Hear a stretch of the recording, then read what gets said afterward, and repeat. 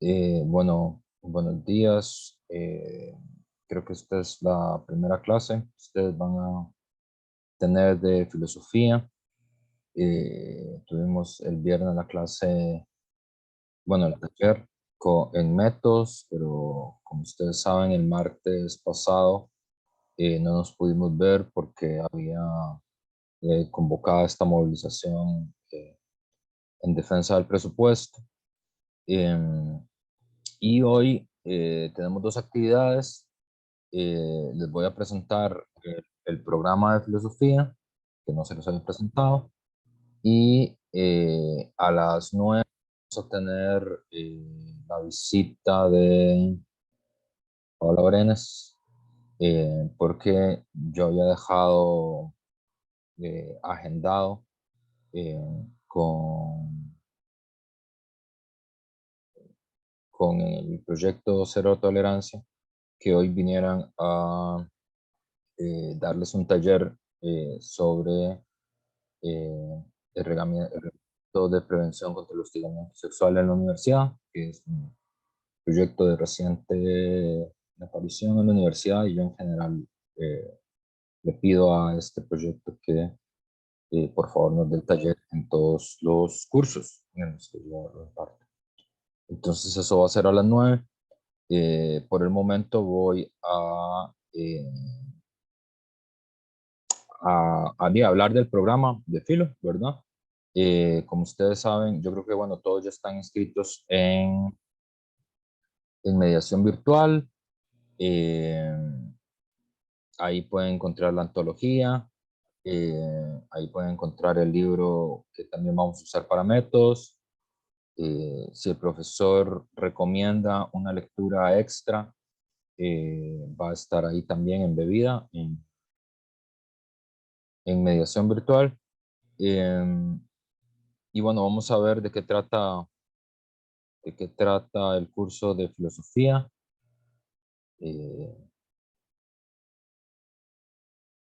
entonces, bueno, las clases de filo van a ser los martes de 8 a 10, por lo menos mientras estemos en clases virtuales. Ya si cambiamos otra vez a presenciales, seguro vamos a hacer un cambio. Pero bueno, eso lo veremos cuando nos digan que ya podemos usar otra vez el recinto. Ahí está el horario de atención. Como por el momento no podemos usar el recinto, yo les recomiendo que si ocupan atención de algún tipo, me escriban y ahí agendamos una reunión por Zoom para atenderlos en las dudas que correspondan. Eh, y vamos a leer los objetivos específicos de, del curso de Filo, ¿verdad? Eh, Aquí está, filosofía, perspectivas filosóficas para el tercer milenio. En este semestre, nosotros sobre todo vamos a estudiar como las discusiones filosóficas que hay de mediados del siglo XX hacia acá, ¿verdad? Es decir, los últimos 60 años, que son todas discusiones actuales. Eh, en filo, el tiempo funciona un poco distinto, ¿verdad? Porque probablemente para ustedes algo que pasó hace 5 años, pasó hace un montón de tiempo, eh, pero digamos en filosofía es normal que pensemos en periodos de tiempo más largos, ¿no? Entonces, hace 60 años es hace poquito en general. Eh, Nosotros, por ejemplo, decimos que Kant es un autor contemporáneo y Kant se murió hace 250 años, ¿verdad? Y aún así lo consideramos contemporáneo, es como una temporalidad distinta. Entonces, ¿qué se supone que vamos a ver en filo, verdad? Lo primero es estudiar los fundamentos filosóficos de las principales declaraciones de los derechos humanos. La primera lectura que tienen que hacer, que es una lectura que ya está asignada, es la Declaración Universal de los Derechos Humanos de 1948. Eh, Es una declaración que emite la ONU en 1948, se transforma en un pacto en 1977 y se considera un documento fundamental para comprender la teoría de los derechos humanos modernos. Aquí hay otra palabra, fundamentos. Una pregunta para el gran público, que está aquí presente. ¿Ustedes han escuchado la palabra Mara?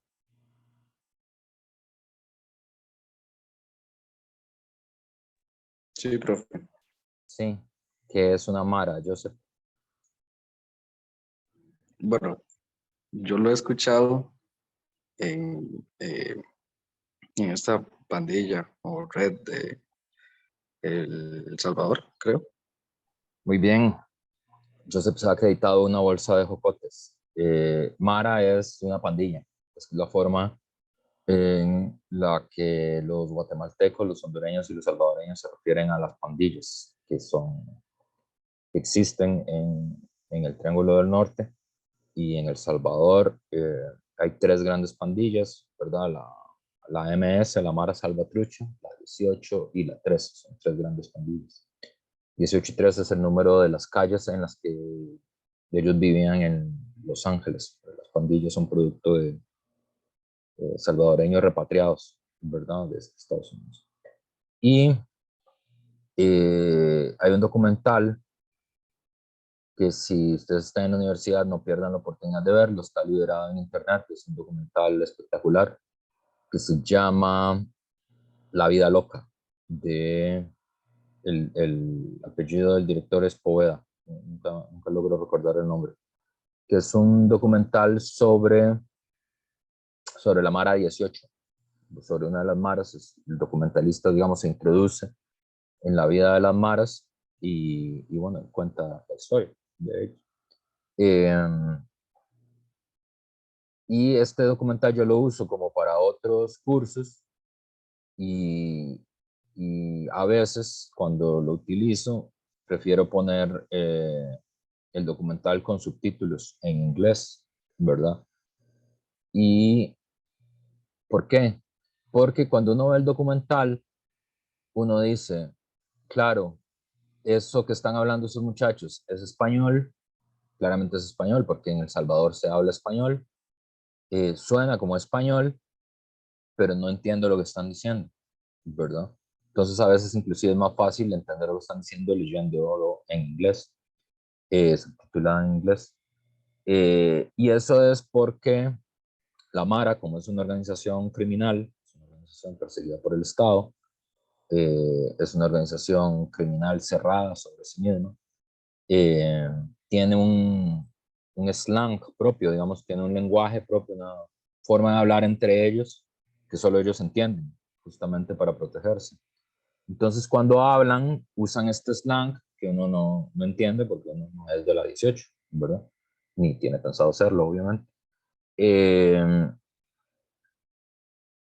Y entonces, la gente que estudiamos filosofía somos un poco como la Mara 18 en ese sentido. Tenemos como, nada más que no somos una organización criminal.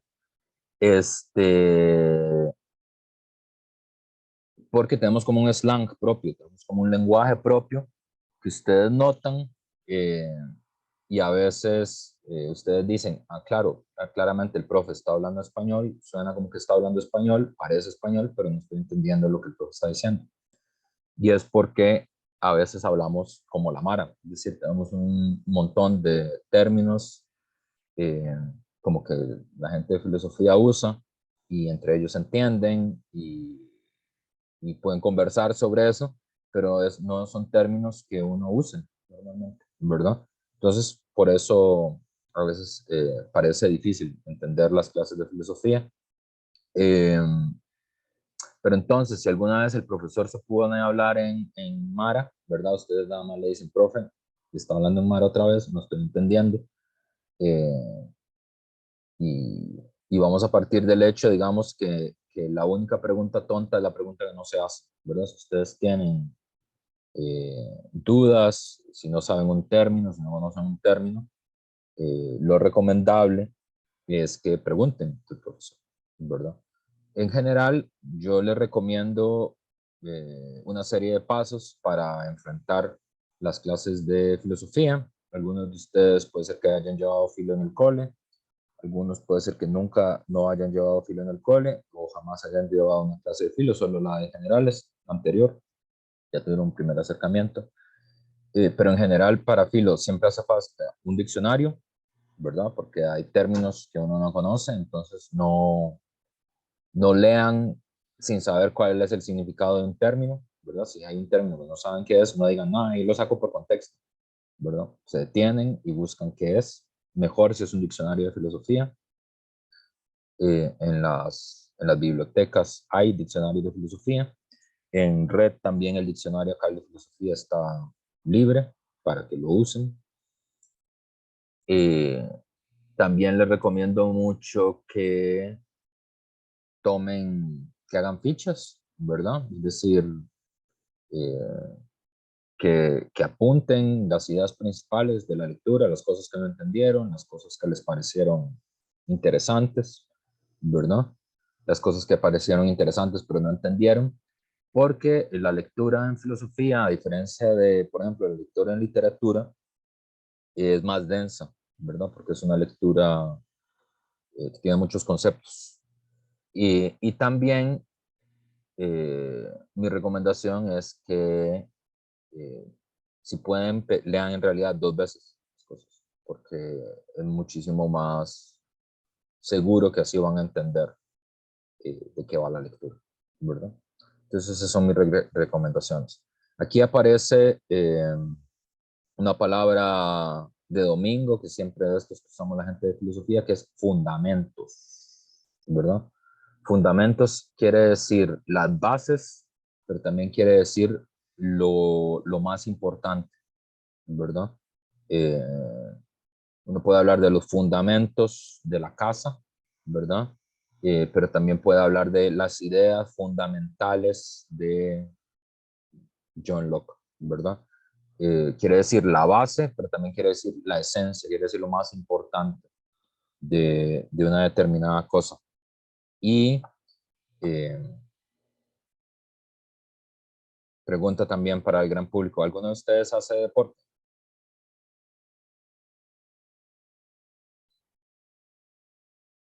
¿Nadie hace deporte? ¿De todos ustedes? No, yo no. Yo, profe. ¿No hacen deporte ustedes a los 18 años? Yo sí hago, pero sí. Jane sí hace deporte. ¿Qué deporte hace, Jane? Jane, es tu Profe, nombre. yo, ¿Lo dije bien? Yaine, Jane, Yaine. perdón. Yo voy al gimnasio. Ah, pero el gimnasio no me sirve de ejemplo. Está muy bien que lo haya hecho, pero no es el ejemplo que esperaba. Daniel, ¿qué deporte haces vos? Daniel, no sé si se te escucha. Creo que no te logramos escuchar, Daniel.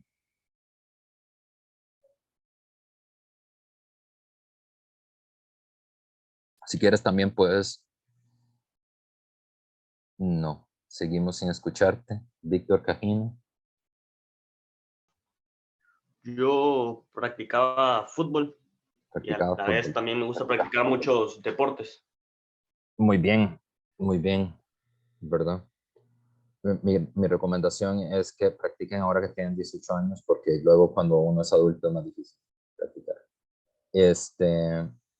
Contrariamente, en contra de lo que creen muchas personas y muchos estereotipos que aparecen en la televisión, eh, la gente cree que la gente que le gustan los deportes, que la gente que le gusta la filosofía son como contradictorios entre sí. Y en realidad no, porque tanto las Olimpiadas como la filosofía vienen de la misma sociedad, vienen de la Grecia clásica, las dos cosas, ¿verdad? Y la idea de la mente sana y el cuerpo sano es una idea muy griega, ¿cierto? ¿Verdad? Eh, y fíjense que si ustedes hacen deporte, ¿verdad? Si juegan al fútbol, si en el caso de Jane es, creo que es más difícil la metáfora, pero por ejemplo, si juegan al fútbol, si juegan basquetbol, si hacen carrera pedestre, ¿verdad? Si hacen fondismo. Si juegan ajedrez, también es una buena metáfora. Quienes, bueno, como Víctor, juegan al fútbol, por ejemplo, saben que uno rara vez pierde como por el talento del otro adversario, ¿verdad? En general, uno pierde porque olvida los fundamentos del juego, ¿verdad? En ajedrez, normalmente uno pierde porque olvida cuáles son los fundamentos del juego y por eso pierde. Y en básquetbol lo mismo, ¿verdad?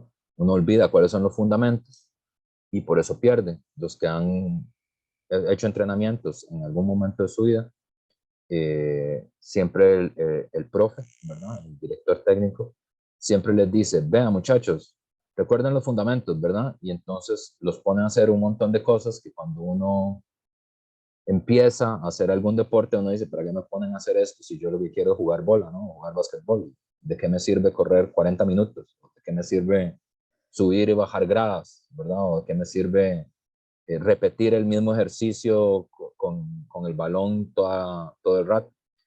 Y esos son los fundamentos del juego. Eso es lo que le permite a uno jugar bien, y cuando uno juega mal, normalmente es porque olvidó los fundamentos del juego, los fundamentos de cómo se defiende, cómo se hace un pase, cuál es la posición que usted debería tener, cómo se respira, cómo se corre, ¿verdad? Es eso, ¿verdad? Y por eso es que uno pierde. Rara vez es por el talento del adversario. Normalmente es porque uno olvida las cosas fundamentales. Las personas que practican muy bien un deporte normalmente son muy buenos en los fundamentos de ese deporte. Digamos, no los olvidan, siempre están como muy apegados a los fundamentos que tiene ese deporte. Lo mismo uno podría decir de, de la música, ¿verdad? Si no les gusta el deporte, tal vez a algunos de ustedes les gusta la música, ¿verdad? Tocan algún instrumento. ¿Alguno de ustedes toca algún instrumento? ¿Alguno de ustedes practica música? Yo toco la guitarra y el piano, profe. Manuel toca la guitarra del piano, lo ven en la foto, muy bien. Ujú. Entonces, digamos, si a uno lo de los deportes no le llama tanto, pero la música tiene mucho parecido, ¿verdad? Cuando uno está aprendiendo un instrumento, la primera parte de los instrumentos, uno, no sé, imagina que el primer día va a ser, no sé, Richard Wagner en el piano, va a ser como, no sé, que va a ser el solo de Metallica de Stranger Things, y no le sale al principio. Y la primera parte de todos los ejercicios es aburridísima, ¿verdad? Es cómo se toca una tecla, cómo se pone la mano, repita este ejercicio, vuelva a hacer otra vez, ¿verdad? Y cuando uno ve a alguien con mucho talento tocando un piano, tocando una guitarra, uno dice, uy, qué talentoso, qué bien que lo hace. Lo que uno no logra ver es todo el tiempo que pasó aprendiendo los fundamentos de cómo se ejecuta el instrumento, qué posición hay que tener, ¿verdad? Cómo se pone la mano, cómo no se pone la mano, ¿verdad? Cómo hacer un cambio, ¿verdad? Esos son los fundamentos. Y a eso es muy parecido, ¿verdad? Aquí vamos a hacer lo mismo. Aquí vamos a hablar sobre... un segundo.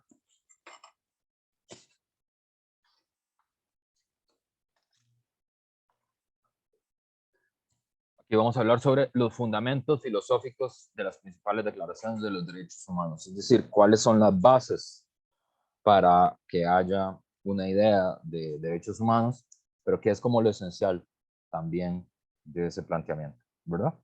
Y por eso ya la primera lectura asignada que ustedes tienen es la Declaración Fundamental de Derechos Humanos, que tienen que leérsela y la vamos a discutir la próxima semana, ¿verdad? Entonces, fundamentos, otra de esas palabras de, de domingo que usamos la gente de filosofía. Cuando en algún examen yo puede ser que les pregunte, fundamente de su opinión sobre la existencia de los unicornios, ¿verdad? Entonces usted tiene que decir cuáles son las bases, cuáles son las ideas esenciales que tiene usted sobre eso, ¿verdad? Aquí aparece otra idea que es analizar críticamente la variada realidad que conforma el género y por ende las diferentes problemáticas que le subyacen. Aquí aparece otra palabra de domingo, ¿verdad? Críticamente. En general, por la mentalidad compartida que tenemos los costarricenses, la palabra, o que tienen, sí, que tienen la mayoría de costarricenses, la palabra crítica es como mala palabra, ¿verdad? No suena como tan bien. Y porque uno lo asocia como a criticón, ¿verdad? Como, oye, esa persona sí es criticona, ¿por qué no puede ver tranquila la película, ¿verdad? ¿Por qué nunca está satisfecho? ¿Por qué no le parece bien, ¿verdad? Es como un tábano, ¿no? Como un mosquito, como alguien que está jodiendo siempre, ¿verdad? Tiene como ese carácter peyorativo, ¿verdad? No lo vamos a usar así en esta clase. Crítica tiene otro sentido. En filosofía crítica significa establecer los límites y las posibilidades de algo. Eso es lo que significa crítica, establecer los límites y las posibilidades de algo. Cuando uno dice voy a realizar una crítica al gobierno de Rodrigo Chávez, quiere decir cuáles son los límites que tiene este gobierno, qué cosas no va a poder hacer por, no sé, por sus características de clase, por la forma en la que está compuesta, por su propia ideología, por los límites que le da al país la división social del trabajo, es decir, hasta aquí va a poder llegar el gobierno de Rodrigo Chávez y las posibilidades, es decir, en qué se va a transformar o en qué se podría transformar el gobierno, ¿verdad?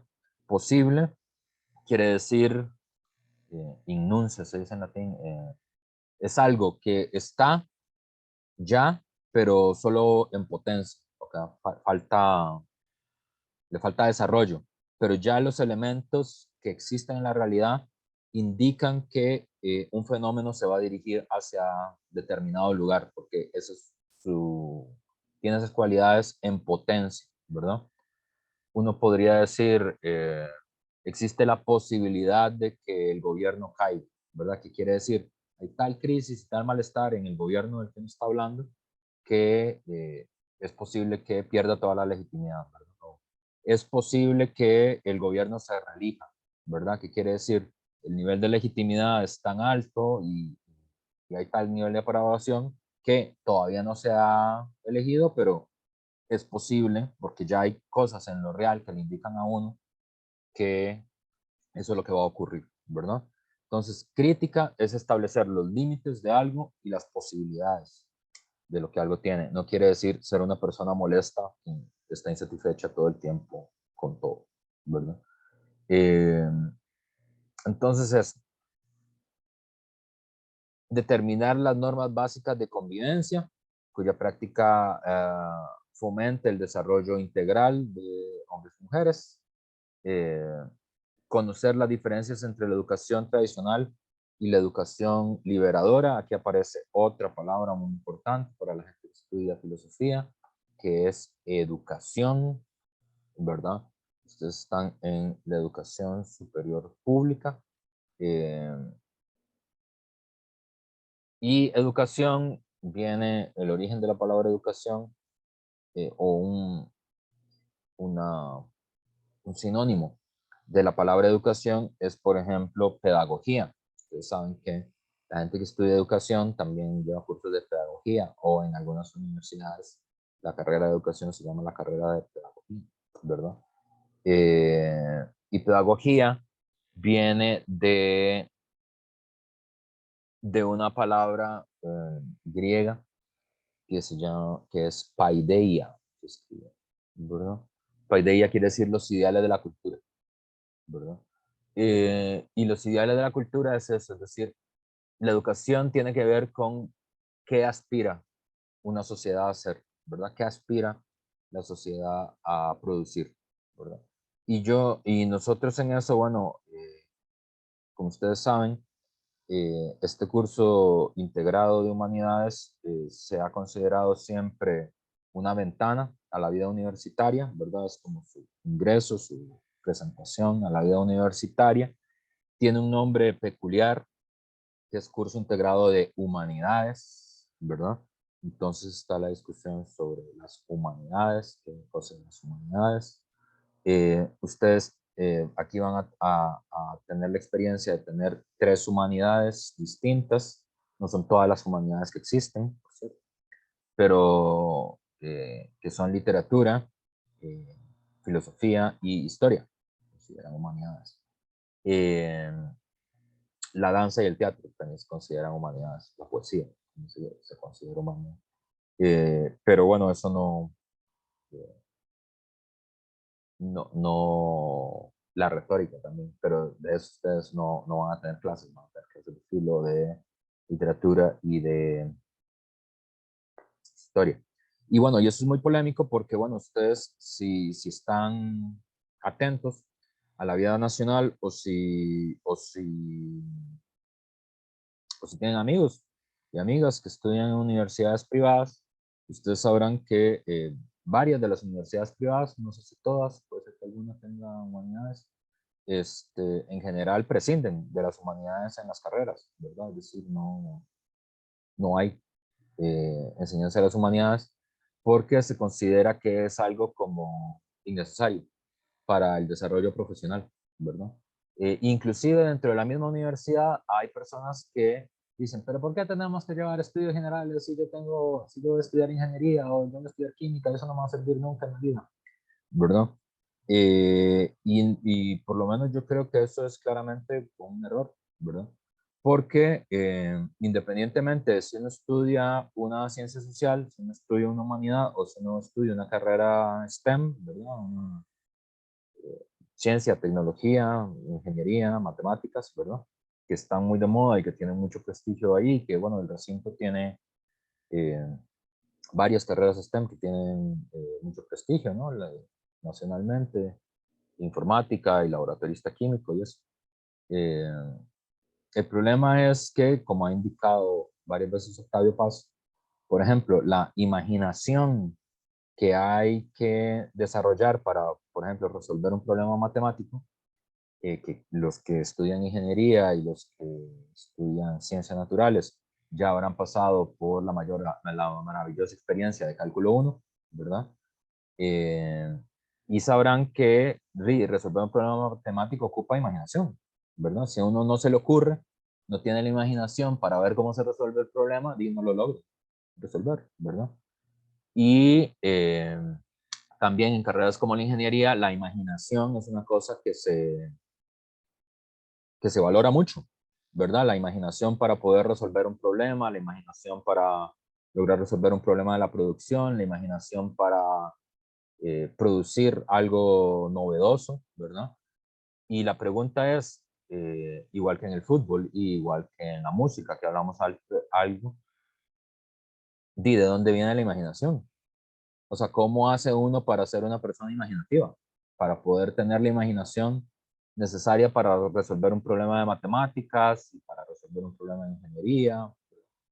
¿De dónde viene la imaginación? ¿Cómo uno cultiva la imaginación? Así como un corredor de fondo tiene que ejercitarse para ser un corredor de fondo, así como es decir, tiene que practicar todos los días si quiere ser un corredor de fondo. Así como un guitarrista tiene que ejercitarse casi todos los días o todos los días para poder ser un buen músico, ¿verdad? Y así lograr la música. ¿Cómo ejercita uno la imaginación? ¿Verdad? Y la respuesta correcta a eso es que la imaginación es una facultad que se usa tanto en la matemática como en la poesía, como en la historia y también como en la filosofía, ¿verdad? Es decir, el lugar donde mejor uno puede ejercer, aprender a usar la imaginación es en las humanidades. Es el lugar donde se cultiva eso. No solo eso, sino la imaginación, pero también otros valores, ¿verdad? La empatía, el trabajo en grupo, ¿verdad? Eh, la admiración por la belleza, ¿verdad?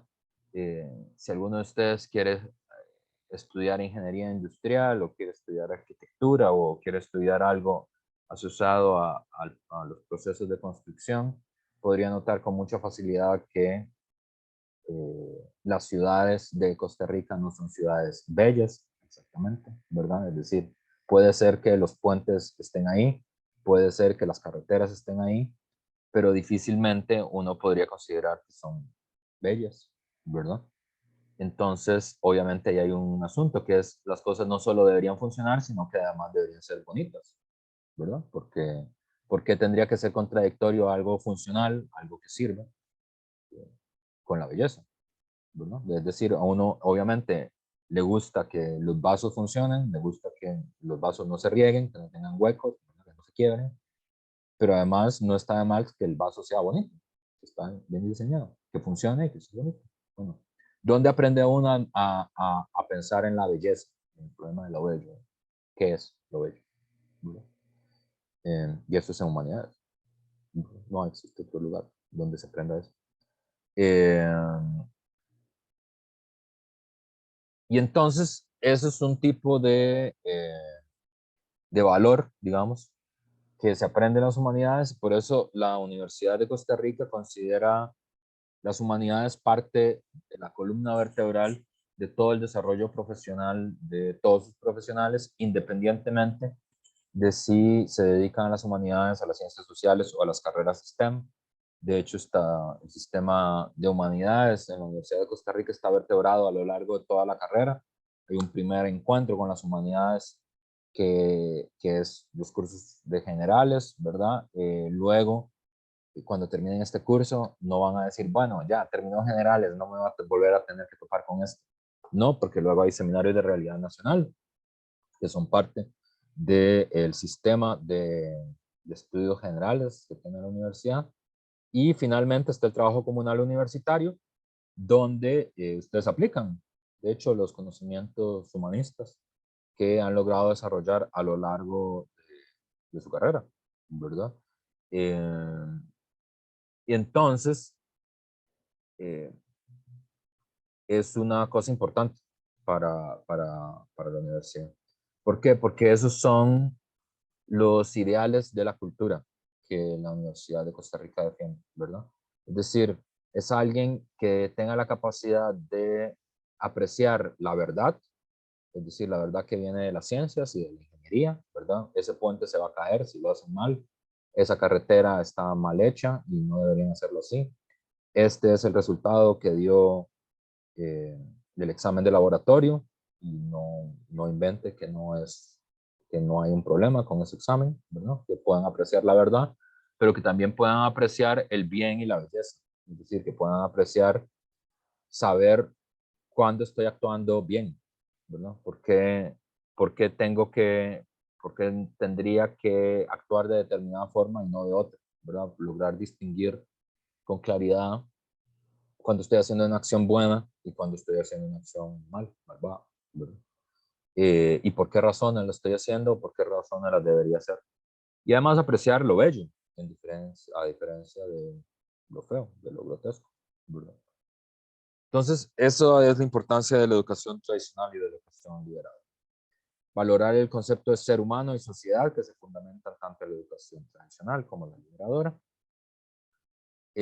Destacar los lazos que hacen ineludible la relación entre los seres humanos y la naturaleza y por consiguiente la complementariedad entre el humanismo y el desarrollo sostenible. Ahí aparece otra vez esta palabra muy importante, humanismo, que viene del latín humanitas, humanidad, que es esa cosa del humanismo y la humanidad, y el desarrollo sostenible.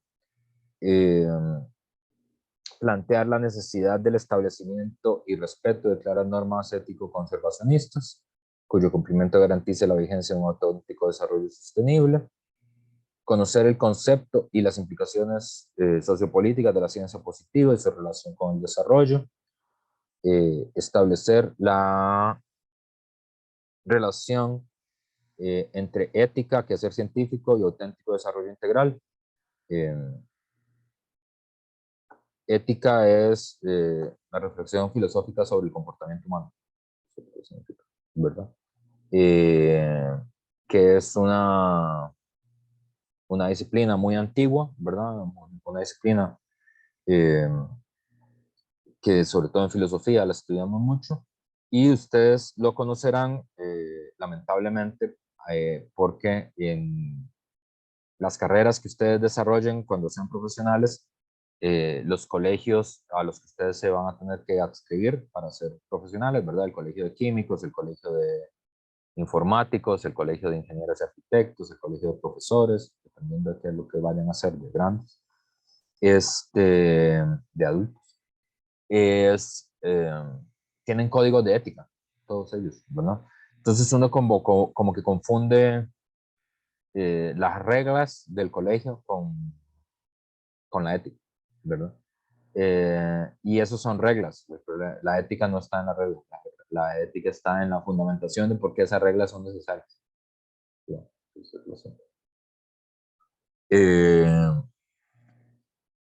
Y luego determinar mediante el empleo de conocimientos adquiridos la opción que más conviene al pleno desarrollo de la humanidad, con justicia, paz, sin descartar, desde luego, las definiciones de otras eventuales posibilidades. Es decir, ¿cuál es el futuro? ¿Cómo será la sociedad del futuro? ¿Cómo deseamos que sea la sociedad del futuro? ¿Qué podríamos hacer para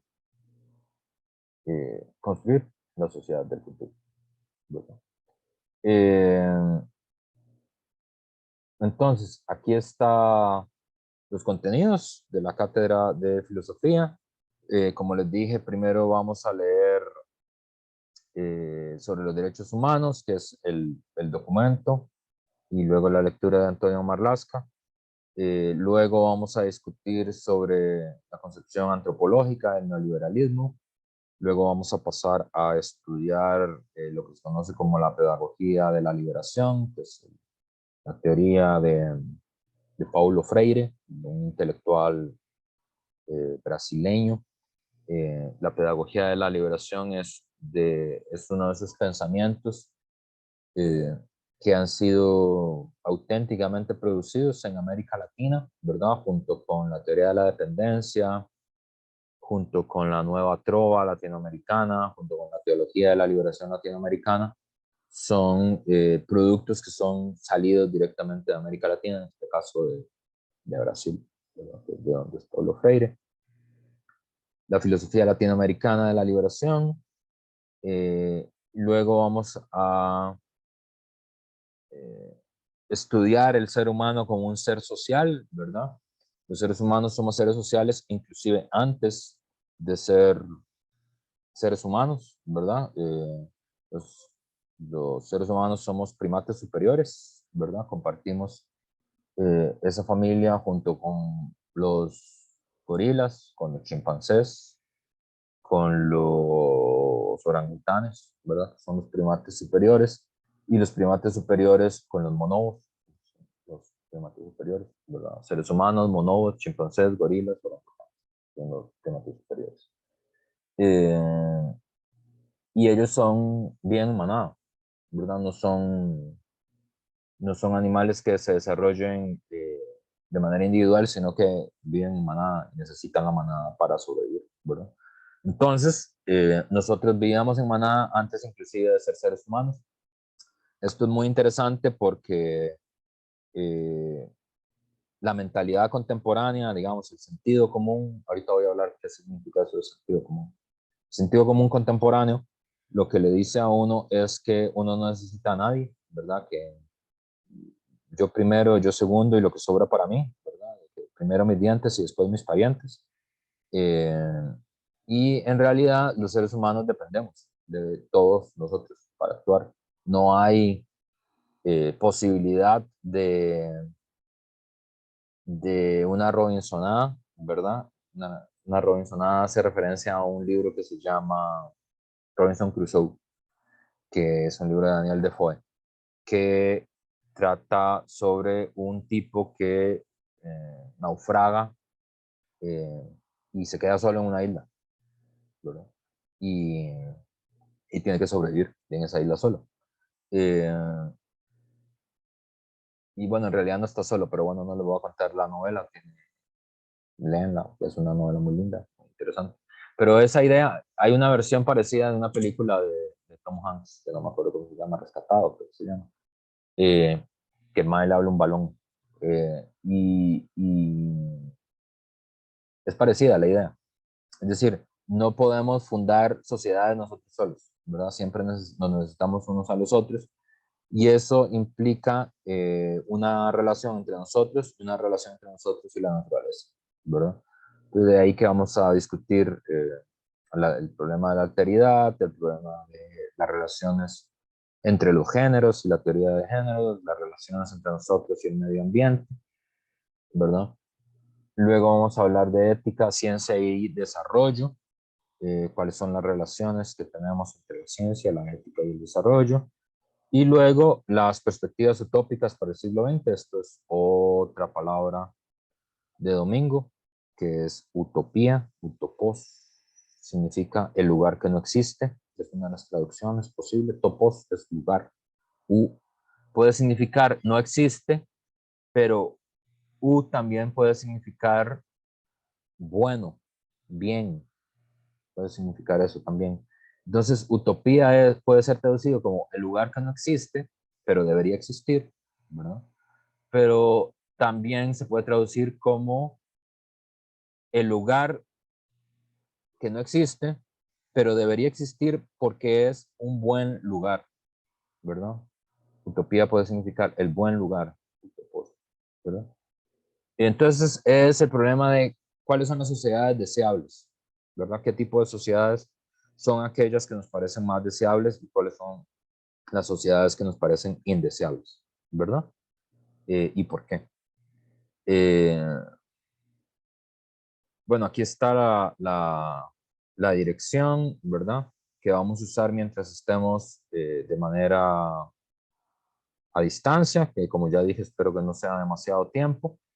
Eh, y, eh, bueno, y la pregunta por los exámenes, vamos a tener 2 exámenes presenciales en este curso, ¿verdad? Esa va a ser la evaluación. Vamos a tener el examen probablemente, lo tengo programado, creo que para la semana 8. Okay. No, para la semana 7. Vamos a tener un primer examen el martes 27 de septiembre que va a ser presencial y vamos a tener un segundo examen hacia el final el 8 de noviembre, ¿verdad? Para que lo vayan apuntando de una vez. Sí, Karina. Profe, buenos días. ¿Tienen más o menos como ya pensado lo que es el formato de cómo van a ser los exámenes o no?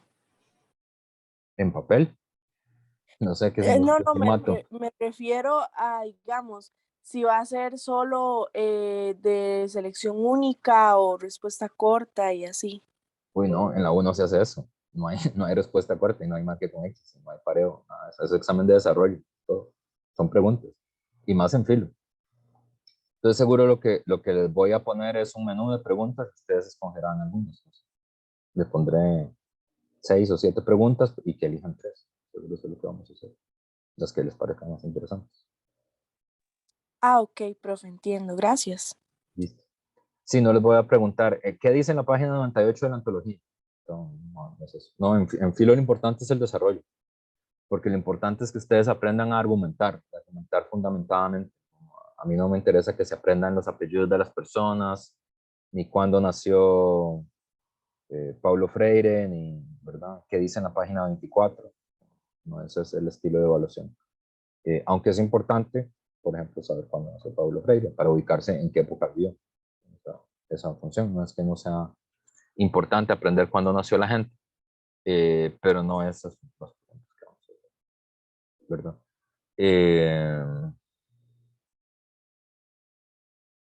Entonces, eso va a ser el examen del curso, ¿verdad? Y obviamente es un examen a libro abierto, ¿no? Pueden llevar la antología, pueden llevar sus apuntes, pueden llevar fichas, pueden llevar libros, si quieren, lo que tengan a bien. Lo único que no pueden llevar es, no pueden usar el computador, ¿verdad? O la tablet o el teléfono, eso no se puede usar. Y no pueden llevar al amigo que estudió filosofía para sentarlo a la par, eso tampoco lo pueden hacer. Pero es eso, va a ser así el examen. Listo. Eso es como la parte de presentación del programa. ¿Alguien tiene dudas del programa y la presentación? Me pareció que María José Argueda se iba a preguntar algo, o no sé, fue un error de mi parte.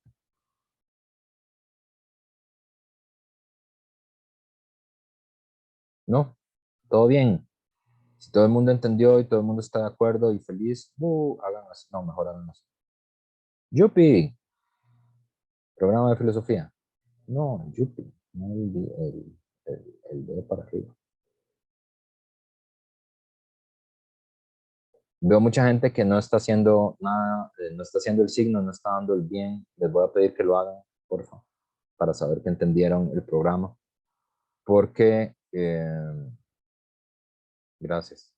Porque el programa es un contrato entre ustedes y nosotros, ¿verdad? Es decir, no, el programa, guárdenlo, recuérdenlo y ténganlo ahí a la mano, porque el programa es un contrato entre ustedes y nosotros. Entonces, el profesor está obligado a cumplir ese contrato, es decir, los contenidos que estamos ahí tenemos que verlos en el curso y ustedes tienen todo el derecho a demandar que se cumplan, ¿verdad? Si el profesor viene a las clases y todas las clases solo habla de el resultado del Deportivo Saprissa, pues ustedes dicen, este señor está incumpliendo el contrato, porque la verdad no hay ninguna parte, aunque puede ser muy entretenido hablar sobre Saprissa, no hay ninguna parte del curso que diga que vamos a hablar sobre Saprissa, y no entiendo qué tiene que ver Saprissa con la filosofía, ¿verdad? Entonces, eso es. Bueno, entonces vamos a empezar con la clase, antes de que venga Paula, por lo menos estos próximos 10 minutos. Yo quería que empezáramos pensando en justamente que esta es una clase de estudios generales, que es y que está concebida como como una introducción a la vida universitaria. Pero entonces, aquí la palabra interesante es, ¿qué es la universidad? Porque si ustedes lo piensan, la mayoría de generaciones que han existido en la historia de la humanidad no fueron a la universidad, ¿verdad? Uno puede encontrar muchas historias que son historias relevantes en la cultura occidental, que han marcado la cultura occidental.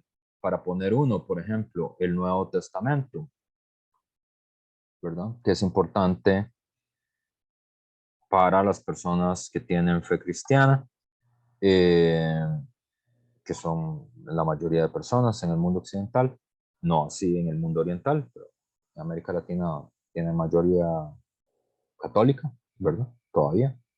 Entonces es un texto importante para América Latina. En el Nuevo Testamento no hay universidades. Es decir, Jesús de Nazaret y Pablo de Tarso nunca van a la universidad, ni Pedro. Y es una historia que es importante, que uno se la lee, que algunas personas consideran que es un texto sagrado, pero ahí no hay universidad. Jesucristo no va a la universidad, ¿no? ¿Verdad? En otro texto que es importante en la cultura occidental, que probablemente ustedes se leyeron en el cole, que es la Odisea de Homero, que eso tiene que ver también con otros de los fundamentos de la cultura occidental, que es la filosofía griega. Eso que nosotros le decimos mundo occidental, básicamente quiere decir que uno es heredero de tres tradiciones. Las religiones palestinas, es decir,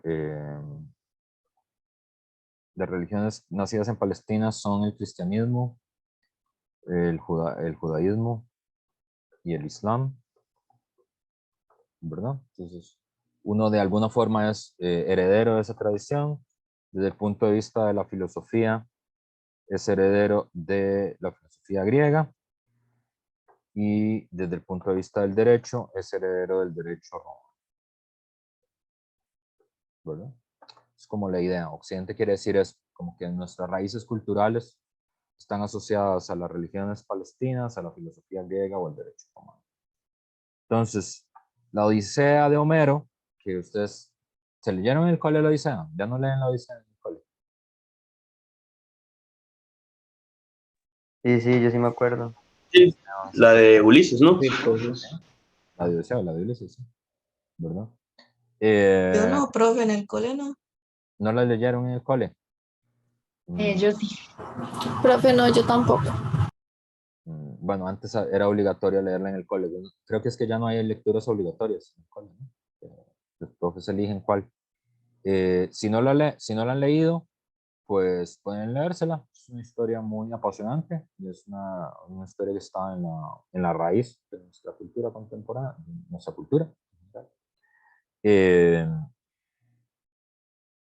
y en la Odisea, como recordarán quienes leyeron la Odisea, Odiseo, que es el héroe de la historia, y muy chido, le pasan muchas cosas. Odiseo no va a la universidad, tampoco, en ningún momento. Le pasan muchas cosas, ¿verdad? Lo transforman en chancho, hay unas sirenas, tiene que enfrentar a un cíclope, pero no hay universidad en ningún lado, ¿verdad? Otro ejemplo de otra cosa que creo que tuvieron que leer en el cole, pero es probable que no lo hayan apreciado tanto. Lamentablemente creo que en el cole es un poco difícil leer esas lecturas si uno no tiene como un profe de español así muy metido en la enseñanza, pero es un gran libro, es un libro bellísimo, si alguna vez tienen posibilidad de leerlo, léanselo, eh, que es El Quijote, que se considera la primera novela contemporánea, y en esa novela tampoco hay universidad, el Quijote no va a la universidad.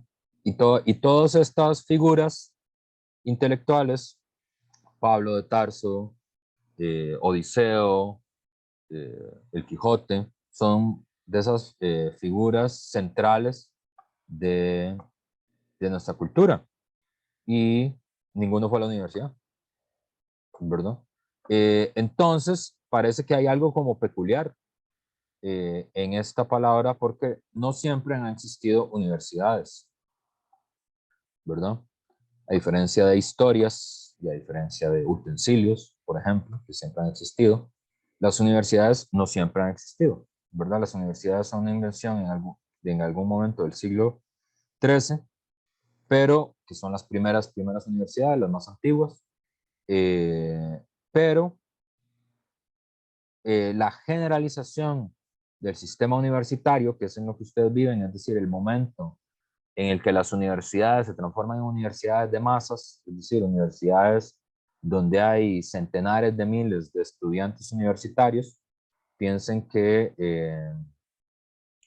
en Costa Rica, en el sistema universitario público, deben haber unos 100,000 estudiantes. Costa Rica es un país pequeñito, ¿verdad? Un país de 5 millones de personas, eh, pero tiene 100,000 estudiantes universitarios en el sistema público, ¿verdad? Y en los países más grandes son más, ¿verdad? En México, en Brasil, en Argentina son centenares de miles de estudiantes que van a la universidad. Y la universidad de masas, como nosotros la conocemos, es una cosa que surgió hasta mediados del siglo XX.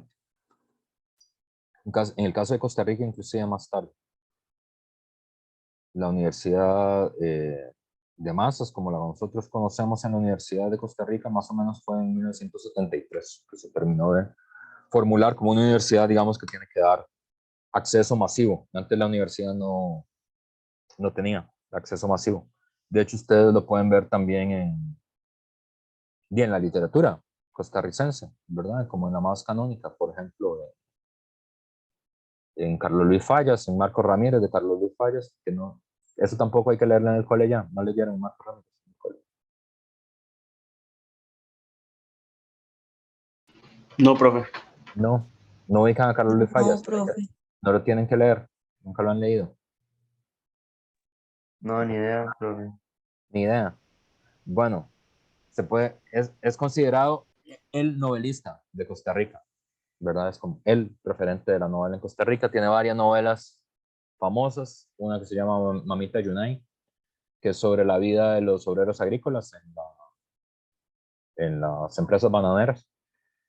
Esta otra, Marco Ramírez, que es la vida de un niño Marco Ramírez, en una barriada popular en el Paso de la Vaca, en San José.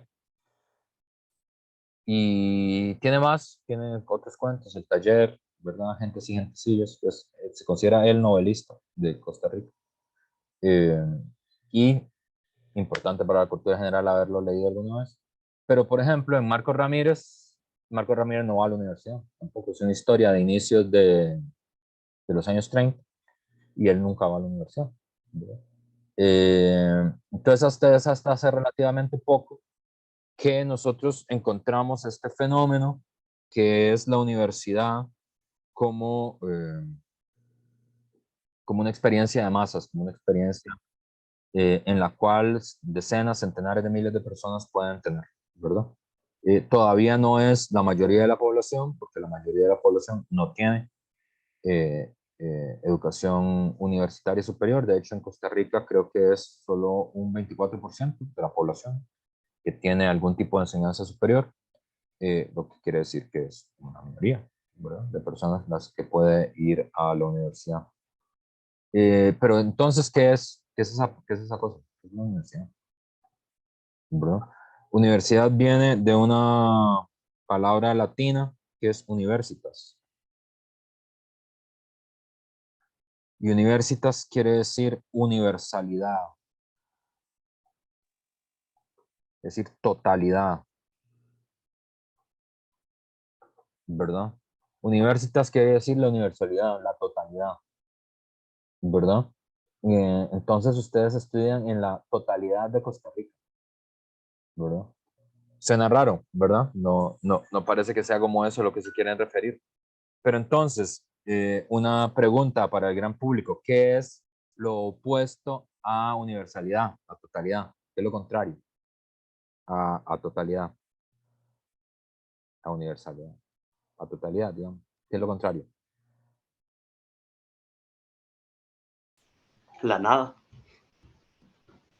Bueno, la nada, buena respuesta, Víctor. Se acaba de acreditar una bolsa de jocotes. Además de la nada, ¿qué otra cosa es opuesto a la totalidad?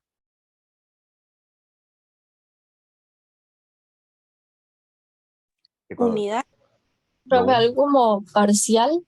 Muy bien, muy bien. Lo uno, ¿cómo se le dice a una cosa que es única? ¿Qué es qué? Individual. Individual podría ser, pero no es, eso quiere decir como del individuo, pero a lo ejemplar podría ser individual, pero normalmente la que usamos es singular, ¿verdad? ¿Verdad? Algo singular es algo único, ¿verdad? Pero también dijeron individual, está bien. Creo que, ay, ya va a entrar Paola. Bueno, voy a terminar esta idea, deja entrar a Paola, ¿verdad? Hoy se me olvidó el nombre de quien lo dijo, creo que Karina fue la que lo dijo. Dice parcial, particular, ¿verdad? Entonces, ¿qué es lo que quiere decir realmente esto? ¿Qué es lo singular? ¿Qué es lo único? ¿Verdad? Porque no se les olvide que estamos hablando en el siglo XIII. Y lo que es singular y lo que es único es Dios. Dios es singular, eso es único, ¿verdad? Y está luego lo particular, que esto tiene la idea de que ustedes habrán oído tal vez la expresión, es que esa persona defiende intereses particulares, ¿verdad? Entonces lo particular está asociado muy a la idea del interés, ¿verdad? Entonces, por ejemplo, piensen en algo que podría ser un bien común, algo que todos necesitamos, por ejemplo, un puente, ¿verdad? Todas las comunidades ocupan un puente, pero digamos que hay una persona que es un ganadero,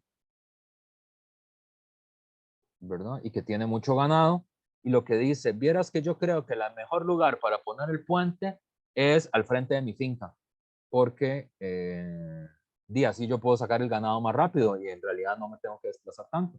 Entonces, a mí me parece que el mejor lugar para poner un puente es al frente de mi finca, ¿verdad? Entonces, cuando ustedes oyen eso, uno diría, bueno, o sea, está bien que pongan un puente, me parece bien que pongan un puente, pero me parece que el argumento que está teniendo este señor ganadero es un argumento de un interés particular, ¿verdad? No está pensando en dónde está mejor ubicado el puente de esta comunidad, sino que lo que quiere es pues sacar su ganado más rápido, ¿verdad? Y puede ser que no sea el mejor lugar para poner un puente, ¿verdad? Entonces lo particular está asociado con el interés, ¿verdad? Y lo uno está asociado como con lo teológico, con lo asociado a Dios, ¿verdad? Entonces, universitas, la totalidad, lo que quiere decir es, también universitas quiere decir comunidad o compañía de gente. Y esto lo que quiere decir es que es una comunidad, una totalidad de personas, una comunidad de personas, que esas personas no son dioses, pero tampoco están defendiendo intereses particulares, sino que esas personas están dedicadas a aquello que es universal.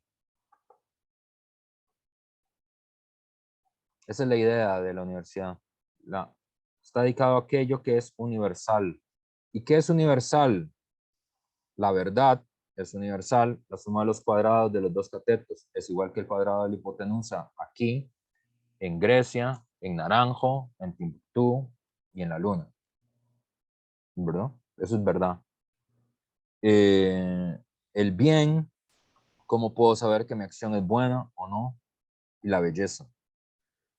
¿Cómo puedo apreciar la belleza?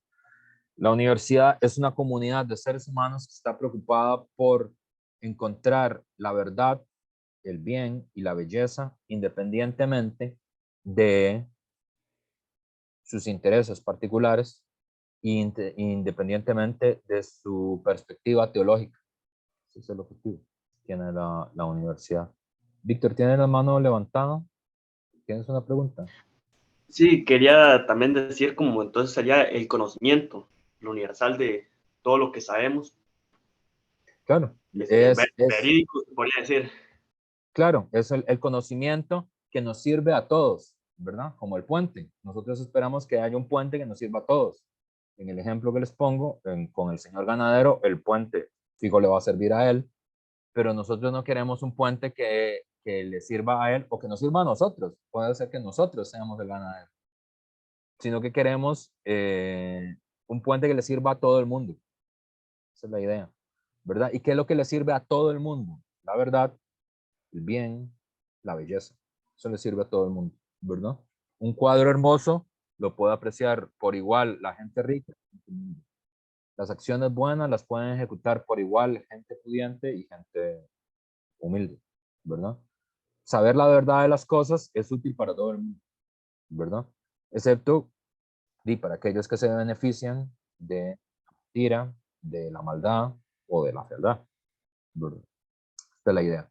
Bueno, es una introducción muy pequeña, iba a decir un poco más de cosas, pero como teníamos programada esta conferencia, voy a dejar ya entrar a Paola. Vamos a continuar este mismo debate la próxima semana, ¿verdad? Entonces, la próxima semana tienen una tarea asignada ya, que es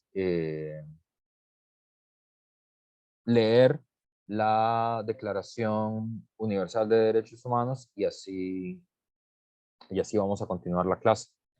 Entonces, ya para continuar con esta segunda parte del taller, quería darle la bienvenida a Paola Brenes Hernández, que es parte del equipo que se encarga de promover, educar y enseñar el reglamento contra el hostigamiento sexual de la Universidad de Costa Rica. Es un proyecto reciente, ustedes son muy jóvenes, entonces no estoy seguro que tengan claro esto. Es un reglamento que fue un subproducto de las demandas de los mismos colectivos de mujeres universitarias, ¿verdad? Es un reglamento muy importante en la universidad, igual de importante que el reglamento estudiantil, igual de importante que el reglamento que rige a los docentes, ¿verdad? Es un reglamento que hay que conocer. Además, a mí me parece que el equipo de compañeras que ha ensamblado el proyecto es un equipo de compañeras muy competentes, muy capaces. Y por lo menos para mí en el grupo, bueno, todos los profesores estamos obligados a dar a conocer el reglamento. Algunos profesores lo que hacen es que pasan una imagencita. A mí eso me parece insuficiente. Entonces, cada vez que hay un semestre, organizamos un pequeño taller con este equipo de compañeras en todos los grupos para que se dé a conocer el reglamento. Entonces, sin más, a partir de ahora yo me callo y le doy la palabra a Paola. Hola Roberto, buenos días. Y buenos días, gente. Es un gusto estar por acá y acompañarles hoy. Como les explicaba Roberto, yo soy parte de un proyecto del Centro de Investigación en Estudios de la Mujer, donde hacemos prevención en materia de hostigamiento sexual y violencia contra las mujeres. Entonces, bueno, este reglamento que dice que Roberto lo menciona porque me parece importante. El reglamento formalmente, ¿verdad? El reglamento de la Universidad de Costa Rica contra el hostigamiento sexual existe formalmente desde 1997, pero era un reglamento que quedaba debiendo muchísimo en términos de sanción, de procedimiento, de mecanismos de protección para las personas que denunciaban. Y justamente en el 2019, ustedes no estaban en la universidad posiblemente para ese momento, muy posiblemente, se salieron a la luz pública algunos casos de hostigamiento bien graves, específicamente en algunas facultades de la universidad.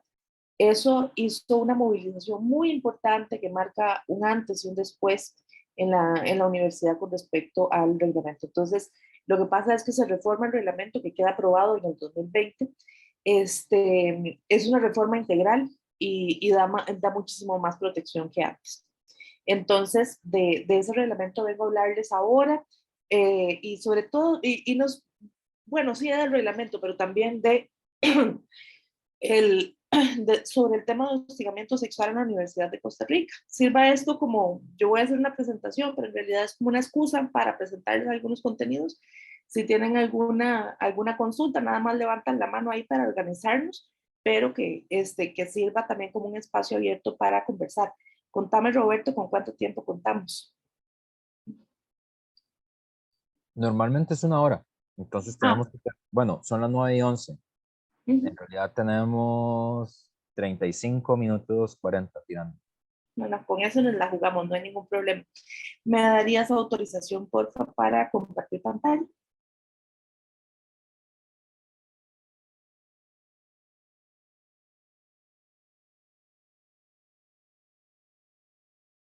Listo. Listo.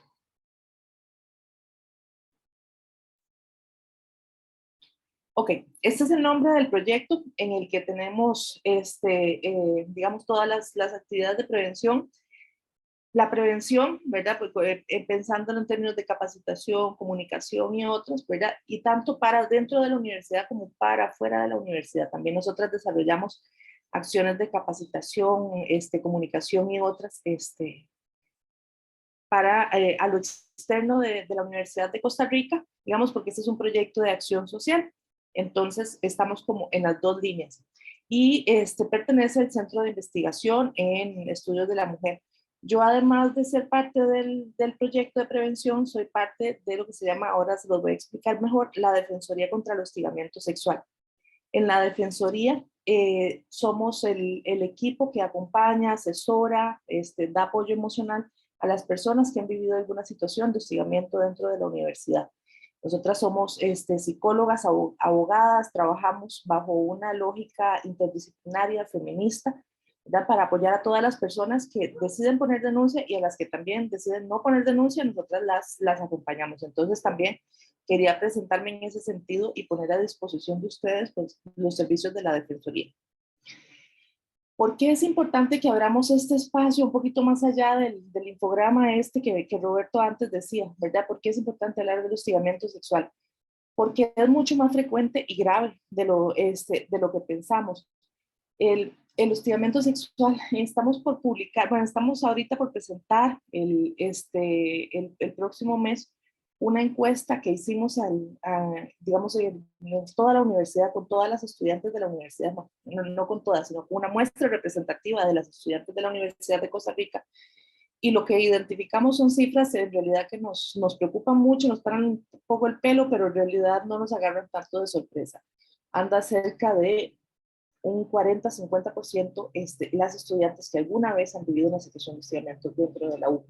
Entonces, cuando hablamos así de que es frecuente, ¿verdad? Estamos hablando también de que es un problema sistémico dentro de la U, ¿verdad? Que como institución de alguna manera lo hemos dejado florecer de alguna forma y porque no somos, la UCR no es una burbuja de la sociedad en la que vivimos, es también un espejo. Entonces encontramos también dinámicas de violencia contra las mujeres y el hostigamiento sexual es también una forma de violencia contra las mujeres. Ojo con esto, el hostigamiento puede ser algo que le pase a hombres y a mujeres, es cierto, le pasa a hombres, pero le pasa con mayor frecuencia a mujeres, ¿verdad? Por las relaciones de poder que están detrás de cómo funciona la sociedad patriarcal. Además, el hostigamiento es difícil a veces detectarlo porque tiene algunas manifestaciones que han sido normalizadas o naturalizadas en nuestra sociedad, ¿verdad? Algunos chistes, algunas bromas, otras cosas, ¿verdad? O algunas, y son formas de violencia que por lo general a las personas que lo viven les genera malestar, pero a la vez hay un entorno grupal o colectivo o institucional que lo normaliza, le dice que tal vez no es tan grave, le dice que tal vez esta persona está exagerando las cosas u otras, ¿verdad? Lo cierto es que el hostigamiento sexual, ahora que escuchaba que están por leer la Declaración Universal de los Derechos Humanos, es una forma de violación de derechos humanos. Y además es una situación de violencia que ocurre dentro de una institución y que nos quita la posibilidad de sentirnos en un entorno seguro, ¿verdad? Nosotras que atendemos personas que han vivido esta situación, muchas personas nos han dicho como, es que yo pensaba que la universidad era un espacio seguro, ¿verdad? Y a partir de vivir esta situación dejó de ser. Entonces, por eso es importante que ocurra esto dentro de su experiencia universitaria, pero que si alguna vez ocurre a ustedes o a alguna otra persona, por lo menos recuerden esta actividad que tuvieron dentro de un curso de humanidades y puedan recordar la información, buscar, referir y otras cosas. Ahora bien, ¿qué entendemos por hostigamiento sexual? Porque yo sé que es un concepto que puede ser confundido fácilmente con otros, ¿verdad? De lo que se deriva, digamos, como un sistema sexista violento, ¿verdad? Entonces encontramos formas, por ejemplo, como de acoso laboral, que son otras cosas, pero también encontramos, por ejemplo, formas de discriminación y tienen configuraciones distintas. Entonces, el primer elemento para entender qué es hostigamiento es que es una conducta de carácter no deseado por la persona que lo recibe, es indeseada, ¿verdad? Eso, como les digo, lo define la persona afectada, ¿verdad? La persona que lo define es la que dice si eso es hostigamiento sexual o no, dependiendo de si lo deseaba o no. Después, es una conducta de naturaleza sexual. Esto parece como muy evidente, ¿verdad? O sea, si se llama hostigamiento sexual, debería ser una conducta de esta naturaleza, pero en algunos momentos también hay que entender cómo funciona. Porque, por ejemplo, hay algunas formas de discriminación que no tienen este componente sexualizado y que es importante identificar. Por ejemplo, si yo soy docente y me paro entre ustedes y digo como en esta clase, por ejemplo, las mujeres siempre se quedan porque no tienen no tienen la inteligencia suficiente para pasar este curso. Esto no estoy inventando, esto pasa en algunas clases. Entonces ustedes me dicen, eso es sexista, eso es machista, eso es verdad, esto es terriblemente misógino. Sí, ok, pero ojo que el componente sexualizado no se encuentra tanto ahí, ¿verdad? Si yo, por ejemplo, dijera en la clase, ¿verdad? Yo lo que creo es que las mujeres deberían venir todas en agua para yo verles las piernas, ahí sí estamos hablando, por ejemplo, de un componente sexualizado. Esta conducta puede ser reiterada o puede haber ocurrido una sola vez y ser grave y también provoca efectos perjudiciales. Esos son como los 4 componentes que que nos permiten señalar que es el hostigamiento sexual. Algunas formas que el mismo reglamento incluye, ¿verdad? Por ejemplo, cuando nos dicen que hay requerimientos de favores sexuales a cambio de, por ejemplo, cuando hay promesas implícitas o explícitas, ¿verdad? De tratos preferenciales, ya sea en la situación mía como estudiante o mía como funcionaria, ¿verdad? Cualquiera de las dos podemos denunciar una situación de hostigamiento dentro de la U. Entonces, por ejemplo, nos pasó alguna vez que un profesor le dijo, si usted sale conmigo, yo le doy las respuestas del examen, por ejemplo. Cosas así. Pueden ser explícitas como esta que les estoy diciendo o pueden ser implícitas, ¿verdad? O sea, que se digan por debajo para que la persona lo entienda y que esa sea la promesa que está de fondo. También pueden ser amenazas, ¿verdad? En el sentido de si usted no se sujeta a estas conductas o no va conmigo o no sale conmigo o no accede a estas conductas sexualizadas, yo puedo dejarle en el curso o puedo despedirla o puedo, ¿verdad? Otras conductas así que implican amenazas o algún tipo de repercusiones. Y también existe también exigencias de conductas, ¿verdad? Si yo exijo una conducta de tipo sexualizado no deseado por la persona que la recibe, que funciona como un requisito para el empleo o el estudio.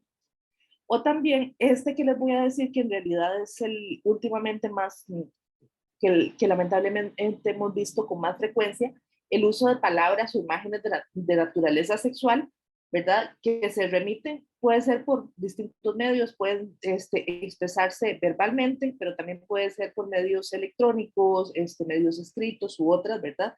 Y que van a resultar humillantes, ofensivas, hostiles para la persona que las reciba, ¿verdad? Palabras obscenas, los piropos, que siempre nos han dicho que el piropo es una cosa que deberíamos recibir como con agrado, pero en realidad se vuelve algo súper violento.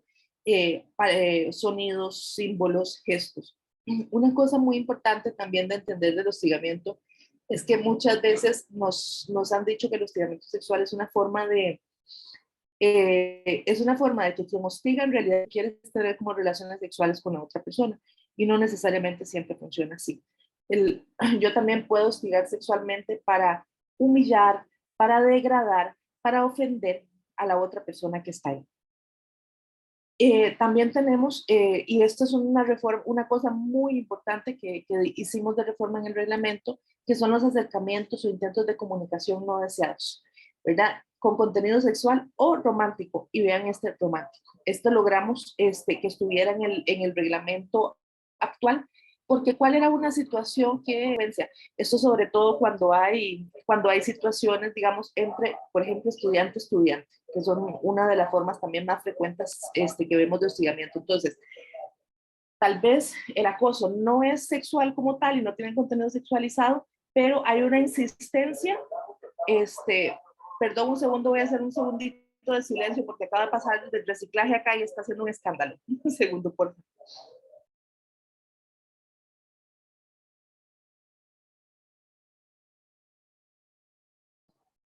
Bueno, ya dio la vuelta por la cuadra, pero ahorita volvió a pasar. Entonces, como les decía, estos intentos de comunicación romántico que se expresan de manera reiterada se convierten en formas de acoso muy fuertes para las personas que lo viven porque no lo desean. Entonces, eso también lo incluimos dentro del reglamento. Y finalmente está una de las manifestaciones pues, más evidentes y con la que más relacionamos el hostigamiento sexual, que son los acercamientos corporales, ¿verdad? Tocamientos y otros, que inclusive algunos acercamientos pueden resultar inclusive delito, no solamente hostigamiento sexual. El hostigamiento sexual es algo que se procesa a lo interno de la universidad, así lo establece el reglamento, pero así lo establece también la ley contra el hostigamiento sexual. Pero ¿qué es lo que pasa? Algunas conductas, por ejemplo, la violación o el abuso sexual, son también parte del hostigamiento y eso se puede procesar también judicialmente como delito. Algunas personas inclusive han iniciado procesos dentro de la universidad de manera paralela al Poder Judicial. Esa es también una decisión de cómo llevar el caso, porque sí, lamentablemente lidiamos dentro de la universidad con situaciones donde median delitos y se procesan también al interno como un acto administrativo. Es dentro de la U, como algo que podríamos decir, pero no sería tal vez tan correcto decir como dentro del régimen disciplinario, ¿verdad? Porque se sanciona dentro de la U otras cosas. Si una quiere otro tipo de sanciones, sí tendría que referirse ya al Poder Judicial, la Fiscalía, el OIJ u otros. Este reglamento, ¿a quién aplica? A todas las personas que forman parte de la comunidad universitaria, ya sea que somos docentes, estudiantes, personal administrativo u otras, ¿verdad?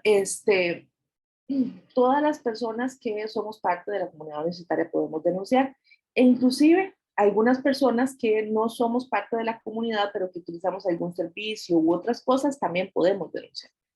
Por decirles una cosa, que en la ciudad universitaria de Rodrigo Facio hay muchas personas, por ejemplo, que llegan los fines de semana a pasear por o las personas que utilizan servicios de la universidad, por ejemplo, las clínicas odontológicas, los consultorios jurídicos, otras cosas. Entonces, personas que si viven hostigamiento sexual por parte de alguien de la Universidad de Costa Rica dentro de esas funciones, entonces pueden interponer una denuncia. ¿Quiénes pueden ser denunciados por hostigamiento sexual? Personas que son parte de la comunidad, pero que sí deben tener algún tipo de relación contractual, digamos, o una relación docente, administrativa, estudiantil con la universidad. Es decir, la universidad solamente puede iniciar un procedimiento si yo soy, pues si me puede sancionar de alguna manera porque soy su estudiante, porque soy su docente, o etcétera. Entonces, una cosa muy importante de saber es que hay una obligatoriedad de aplicar este reglamento. Este reglamento es un procedimiento único en caso de hostigamiento sexual, ¿verdad? Y la persona dentro de la universidad, sobre todo en términos de autoridades que no lo apliquen, puede estar expuesta a sanciones. ¿A dónde se ponen las denuncias por hostigamiento sexual? En la Comisión Institucional contra el Hostigamiento. Y ojo, esto lo tengo que subrayar y le tengo que poner un neón, ¿verdad? Para decirles, solamente existe una instancia de denuncia a lo interno de la universidad. Es la Comisión Institucional contra el Hostigamiento Sexual. Así es como está conformada, así como se les está presentando.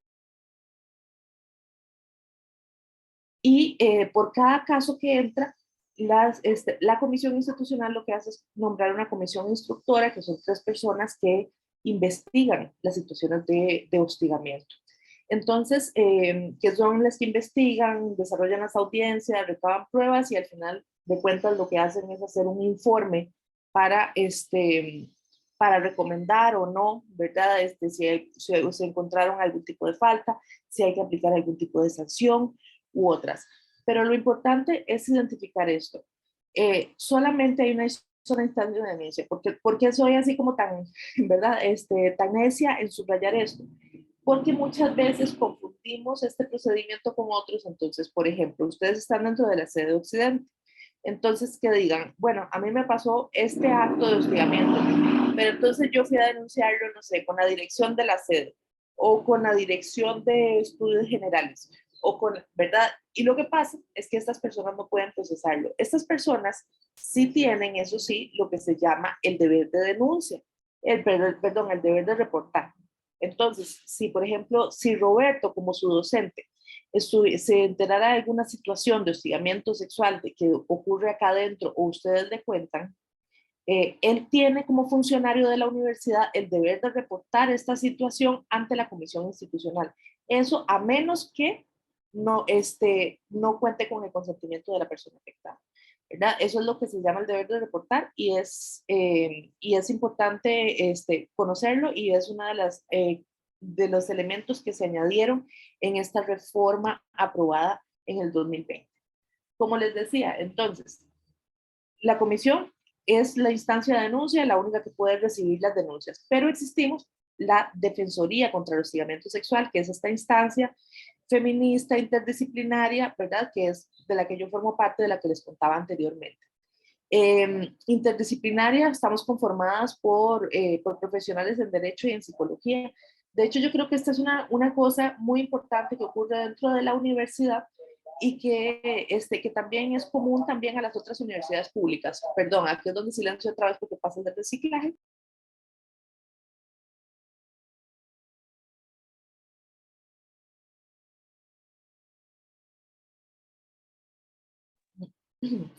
Ahora sí. Entonces, en la defensoría lo que damos es acompañamiento emocional y asesoría legal. En caso de que se tramite la denuncia, inclusive la abogada funciona como representante legal ante el proceso. Es la que acompaña a las audiencias, la que revisa los escritos, la que hace los escritos y otras cosas. Les decía que esto es importante porque lamentablemente eso no existe en todas las instituciones. Esto sobre todo lo encontramos en instituciones públicas. Lo encontramos en la UNED, en el TEC, en la UCR, ¿verdad? Creo que por ahí anda la UTN ya cerca de una figura como esta, ¿verdad? Porque ¿qué es lo que pasa? Si yo, por ejemplo, soy estudiante del MEP y me pasa una situación de hostigamiento sexual, lamentablemente casi que yo voy a tener que contratar abogado o abogada, ¿verdad? Voy a tener que, si tengo necesidad de apoyo psicológico, voy a tener que buscar el servicio por aparte y otras cosas. Entonces, que exista una instancia que está a favor de las personas afectadas dentro de la universidad, que te va a asesorar y que te va a acompañar de todo el proceso, es una cosa importante que tenemos en las universidades públicas y que hay que protegerlo. ¿Por qué? Porque las situaciones de hostigamiento sexual se viven muchas veces en soledad, ¿verdad? Soy yo frente a quien me hostiga, yo sabiendo cómo reacciono, ¿verdad? Y las personas sería importante que estén acompañadas y que tengan asesoría durante todo el proceso. Y también nosotras hacemos actividades académicas y de prevención, que son esta actividad es una de ellas de las que desarrollamos. Entonces, ¿cómo funciona el reglamento? Algunas garantías, ¿verdad? Que va a tener lo que se le llama el debido proceso. Todas las personas, por ejemplo, que son denunciadas, tienen derecho a conocer cuando se les denuncia, a contestar, a revisar su expediente, a defenderse u otras cosas. Pero este reglamento tiene una particularidad importante que aparece en las situaciones de violencia que ocurren, sobre todo violencia contra las mujeres, que es lo que se le llama el principio pro víctima. Pensando en que el principio pro víctima es que en caso de duda se le cree a la víctima, ¿verdad? Que es un principio completamente distante de lo que encontramos, o contrario de que encontramos en el Poder Judicial, donde nos dicen más bien que en caso de duda se le va a creer a la persona, ¿verdad? Lo que le llaman el individuo pro reo, ¿verdad? A la persona acusada, en este caso. Por reconocer que la situación de hostigamiento sexual es algo que se da en medio de una relación de poder y que además suelen no ocurrir como a la luz del día o en público, sino que sucede en privado y que algunas veces no se cuenta con pruebas directas para eso, es que nace el principio pro víctima como una forma de proteger a la persona. Entonces, más bien cuando una persona es denunciada por hostigamiento dentro de la U, más bien a esa persona es la que le toca casi que demostrar, ¿verdad?, que no cometió el acto de hostigamiento. Evidentemente, la otra persona tiene que presentar pruebas y otras cosas, pero así está. Después también hay una garantía, que es lo que se llama la prohibición de la conciliación. Esto es muy importante. También, ¿por qué? Por ejemplo, porque si yo como docente o yo como directora de departamento, ¿verdad?, digo, esta situación de hostigamiento sexual, y entonces yo lo que voy a hacer es sentar a fulanito y a menganita acá y a decirle, fulanito, disculpe por esto, eso no se hace, hable con la compañera y todo. Eso es lo que se llama una conciliación y esto está prohibido. Y yo puedo ser sancionada como funcionaria de la universidad por haber establecido esa conciliación. ¿Por qué? Porque las conciliaciones, cuando hay situaciones de violencia, pueden volverse una forma, primero, de revictimización, que no va a solucionar nada, e inclusive pueden poner en mayor riesgo a las personas que lo hacen. También tenemos dentro del reglamento algo que se le llama el principio de protección, y esto también hay que subrayarlo muchísimo porque es probablemente nos da algunos de los elementos por los que la gente a veces le da temor denunciar. Y esto da, por ejemplo, medidas cautelares de protección. El reglamento debe funcionar y el sistema debe funcionar para que la persona que ha vivido hostigamiento más bien tenga protección ante la denuncia. O sea, cuando pone la denuncia, entonces más bien eso le da una protección institucional para seguir, para sentir que no va a estar sola, ¿verdad? El hostigamiento muchas veces es una situación que se vive, como les decía antes, en soledad.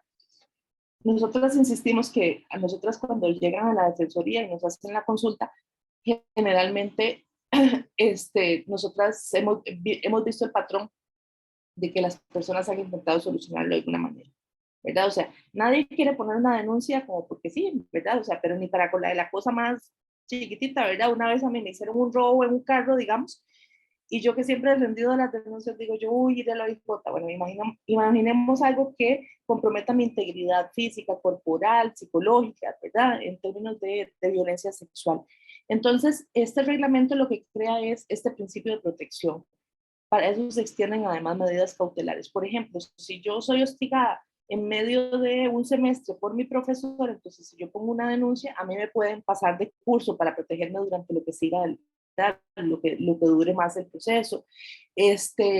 O también pueden ser traslados laborales, calificaciones, que otras personas califiquen distinto o así, ¿verdad? O sea, se pueden pedir medidas bastante distintas en este sentido. Por ejemplo, en algún momento, dependiendo de la situación, en algún momento, una vez inclusive pedimos que como el hostigamiento sexual se daba en un bus universitario, digamos, entonces que la persona hostigadora no pudiera utilizar ese bus por un tiempo, ¿verdad? Porque estaba intimidando a la persona, también se le previene de que no puede acercarse o intimidar a la persona que denuncia o a sus testigos, ¿verdad? Además se garantiza que no va a haber ningún tipo de repercusión por yo poner una denuncia o por ser testigo de una persona que pone una denuncia por hostigamiento. Bueno, acá está el deber de reportar desde que les contaba antes, ¿verdad? Que tenemos todas las personas funcionarias a partir de la reforma en el reglamento en el 2020. Y este es el procedimiento, ¿verdad? No se lo voy a repasar todo porque, ¿verdad? Porque a la mitad del procedimiento ya probablemente vamos a estar en otras, pero lo importante es esto. Lo que les decía antes y que no se puedo subrayar lo suficiente. La única instancia de denuncia es la comisión institucional. Si bien la comisión institucional y la defensoría se encuentran en la ciudad universitaria Rodrigo Facio, el reglamento además obliga a que, por ejemplo, se cubran todas las sedes regionales, que siempre se ha hecho, pero, por ejemplo, a que se tomen las denuncias, a que se den las atenciones en las sedes regionales también. Y que, bueno, ahora tenemos también estas formas virtuales, ¿verdad?, en las que podemos acercarnos y comprender esto. Esto ha sido importante digamos, como para ampliar muchísimo más cobertura y poder acercarnos más a las personas. ¿Cuánto tenemos para denunciar? Tenemos 8 años a partir de los hechos, digamos, de los hechos de hostigamiento sexual. Esto de los 8 años en realidad es un cambio a la ley que se hizo el año pasado, no al reglamento de la universidad, sino a la ley. Antes eran 2 años únicamente y se hizo una reforma en el 2021 en la Asamblea Legislativa que permite eso.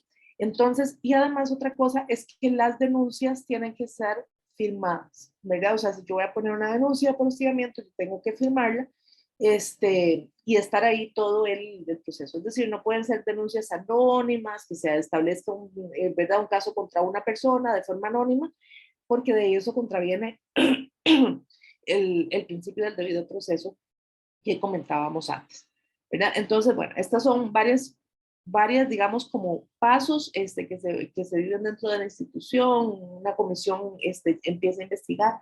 Las comisiones, la comisión institucional y las comisiones para las investigaciones que nombran en este momento tienen un grado de sensibilidad importante, me parece a mí. Eso también es producto de la reforma en el reglamento. Son personas que están ahí, que lidian con estas situaciones. Y además está el acompañamiento de la Defensoría en todo momento del proceso. Inclusive nosotras, hasta para las audiencias, estamos, evidentemente la abogada va a estar en audiencia, pero las psicólogas también están, comprendemos que pueden ser momentos tensos del proceso. Y otra de las cosas que hubo un cambio importante fue con la tipificación de las faltas y las sanciones. Primero, en el reglamento nuevo, añadimos primero criterios para evaluar las faltas, porque antes quedaba como muy a la libre. Entonces, por ejemplo, si hay si hay una situación de vulnerabilidad importante de la persona afectada, o si hay alguna relación de poder también en la que se base la conducta de hostigamiento sexual, o si, por ejemplo, hay un número mayor de víctimas, esto ha pasado, ¿verdad? En algunos momentos, por ejemplo, hemos recibido 4 denuncias en contra de una sola persona porque hostigaba a todas las personas en su entorno laboral o académico o así. O por ejemplo, cuando hay reincidencia, si a mí me sancionan por hostigamiento sexual, pero no sé, unos 3 años después me vuelven a sancionar por hostigamiento sexual, eso es algo como que se tiene que tomar en cuenta para fijar una sanción. ¿Y qué tipo de sanciones encontramos? ¿Verdad? Por ejemplo, encontramos en el personal docente y administrativo, si yo soy sancionada por hostigamiento sexual, puede ser una falta leve, desde una amonestación con copia del expediente, unos días de suspensión hasta por 15 días, y después o puede ser una falta grave, que puede ser una suspensión sin goce de salario entre 15 días y 6 meses. Vea, esta es una de las cosas más importantes que hicieron el reglamento, ¿verdad? Y una de las urgencias más evidentes que había en su momento. Porque antes del 2020 las faltas graves tenían un máximo de 8 días. Así, ¿verdad? Era una cosa terrible, la gente entendía mal los reglamentos universitarios y decían que la universidad era imposible suspender a nadie por más de 8 días. Con este reglamento demostramos que no, inclusive se podía hacer a más de 6 meses, se puede hacer hasta 6 meses y después la falta muy grave es un despido sin responsabilidad patronal, que sí ocurre. No en todos los casos ocurre, no es como que todos los casos que se denuncian por hostigamiento va a dar un despido, ¿verdad? O sea, hay un principio ahí también de proporcionalidad, pero sí nos da la posibilidad de hacer un despido y sí se hacen despidos dentro de la universidad en el caso de hostigamiento sexual. También la población estudiantil, que esta es como una de las segundas formas de hostigamiento que hemos visto como con más frecuencia. La primera es de docentes a estudiantes, pero la segunda es de estudiantes a estudiantes, ¿verdad? Entonces, también una persona estudiante puede ser sancionada dentro de la universidad con amonestaciones escritas, con copia del expediente, o suspensiones hasta de 15 días lectivos, si es una falta leve, o si es una falta grave, por ejemplo, entre 15 días y 6 meses calendario, o una falta muy grave se puede suspender hasta por 6 años calendario. Entonces, esto para tomar en cuenta también que se puede sancionar a estudiantes y que lamentablemente, ¿verdad? Es algo que ocurre con muchísima frecuencia dentro de la universidad. Yo creo que dentro de la universidad tenemos que hablar, tenemos que conversar sobre cómo estamos promoviendo los espacios lúdicos, recreativos entre estudiantes, una cosa así, ¿verdad? Para ver cuando organizamos una fiesta, por ejemplo, de qué manera estamos protegiendo a todas las personas que están dentro de la fiesta para que no les ocurra una situación violenta, ¿verdad? Eso porque generalmente se le tira la responsabilidad a la persona que es afectada, generalmente usted debió cuidarse más o debió haber tomado menos, o todas estas cosas que nos dicen, ¿verdad? Pero no cómo protegemos a todas las personas que van a estar ahí, porque lamentablemente esta situación, por ejemplo, de acoso en fiestas o en espacios recreativos fuera de la universidad es una de las formas más frecuentes que recibimos últimamente. Entonces, lo que nos hace sentir es que las chicas no están totalmente seguras en sus espacios con su grupo de compas, digamos. Y yo creo que tenemos que reflexionar sobre eso para ver cómo hacemos entre todas las personas para que esos espacios sean seguros. Y bueno, también pueden ser personas contratadas por servicios dentro de la U que puedan ser sancionadas o cubiertas por convenios, por ejemplo, profes invitados, ¿verdad? U otras. Esto no estaba antes también en el reglamento. Y bueno, voy a lo de los transitorios y se los digo porque es un poco la parte legal aburrida de todo esto, pero sí les dejo acá la información, si en algún momento ahí tenemos el chance con Roberto. Bueno, sí, porque hay algunas compañeras que van a dar este taller presencial. Entonces te podemos dar unos materiales la próxima vez que te veamos para que tal vez lo partas en todos los grupos en los que estás, porque ahí tenemos más información, unas calcomanías, unos separadores de libros que acaban de llegar y que están súper bonitos. Entonces, cuando ocurre una situación como esta, ¿a dónde acudimos? A la Defensoría contra el Hostigamiento Sexual. La mayor parte de las personas se siente como con más tranquilidad de recurrir a nosotros primero, ¿verdad? O sea, nosotras inclusive podemos redactar las denuncias para presentar ante la comisión, dar asesoría, dar apoyo. Alguna vez se recurre para solicitar estos servicios diciendo no, no quiero denunciar en este momento o no lo voy a hacer, y esa es una decisión completamente respetable y que nosotras vamos a acompañar igualmente. Y después la Comisión Institucional contra el Hostigamiento Sexual. Acá les dejo también para que también tenemos una cuenta en Instagram que se llama UCR Libre de Acoso Sexual. Es así, todo seguido, obviamente, UCR Libre de Acoso Sexual. Les invito a seguirnos por ahí, tenemos materiales, sobre todo para estudiantes u otras cosas. Si ustedes como estudiantes, por ejemplo, tienen esta iniciativa de decir, bueno, y yo ahora entonces, por ejemplo, yo quiero hacer algo porque yo tengo una amiga o un amigo que está viviendo en situación de hostigamiento sexual, ¿qué hago? ¿Cómo le oriento? ¿Cómo le acompaño? Bueno, pues ahí vamos también estos materiales, no solamente pensando en que podemos ser afectadas por las situaciones, sino que también podemos apoyar a otras. ¿Por qué es importante este tipo de actividades también? Porque por lo general cuando las situaciones de hostigamiento se dan en una atmósfera como de silencio, ¿verdad? De silencio institucional, no hablamos del asunto y esto, entonces las personas que lo viven no se sienten acompañadas o seguras de dar un paso a buscar ayuda o a denunciar. Entonces también les invito también a que hagamos reflexión dentro de los grupos que nos encontramos dentro de la comunidad universitaria, cómo hablamos del asunto, si lo señalamos, si le hacemos pensar a las personas que sí les vamos a creer si hay una situación de hostigamiento y que les vamos a acompañar. Eso es, yo como psicóloga que trabaja con personas que han sido afectadas por hostigamiento, yo he visto que eso es clave, ¿verdad? El paso a buscar ayuda, a decir, me van a creer, me van a acompañar, no estoy sola, es importante. Entonces, todas las personas que conformamos la comunidad universitaria tenemos nuestra parte y podemos hacer también acompañamiento, apoyo, ¿verdad? Y también conversar sobre esto en nuestros grupos, más allá de lo que el profe al principio del semestre traiga u otras cosas, ¿verdad? Eso se puede conversar en los grupos también para que se vuelva un tema importante y que permita visibilizar lo que sí está ocurriendo para que las personas puedan sentirse seguras de buscar ayuda. Entonces, por aquí lo dejo por ahora. Yo sé que tenemos unos minutitos pequeñitos más, pero dejo el espacio por si tienen alguna consulta, alguna pregunta.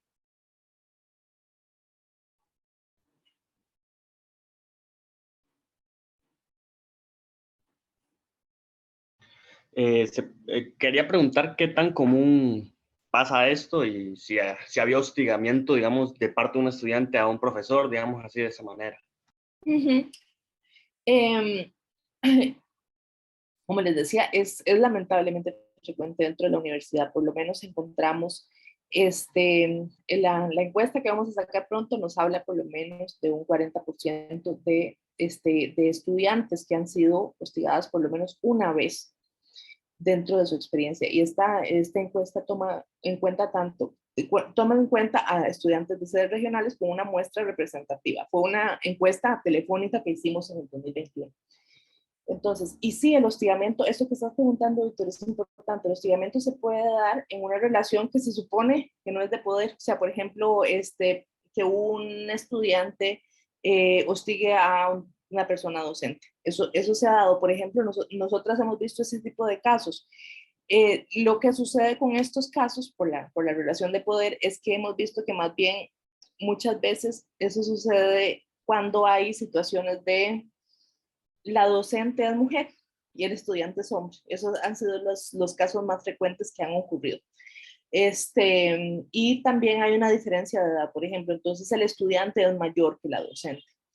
Pero también puede ocurrir en situaciones que no sean así y es importante hacerlo. Yo creo que también el tema de la masculinidad hace que hombres que han sido hostigados sexualmente no se animen a hablar, a denunciar, porque entonces, ¿verdad? Se les cuestiona su sexualidad, otras cosas, porque las demandas de la masculinidad en sociedad dicen que más bien eso no solamente debería ser tolerado, sino casi que deseado, ¿verdad? Que usted debería así como que casi sentir placer en una situación violenta como hostigamiento sexual.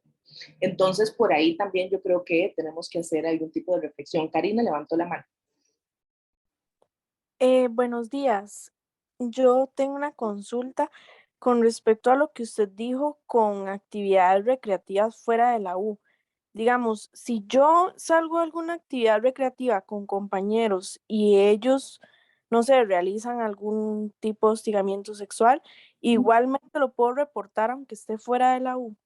Sí, completamente. Gracias por hacer esta pregunta, Karina, porque es importante, porque me permite aclararlo.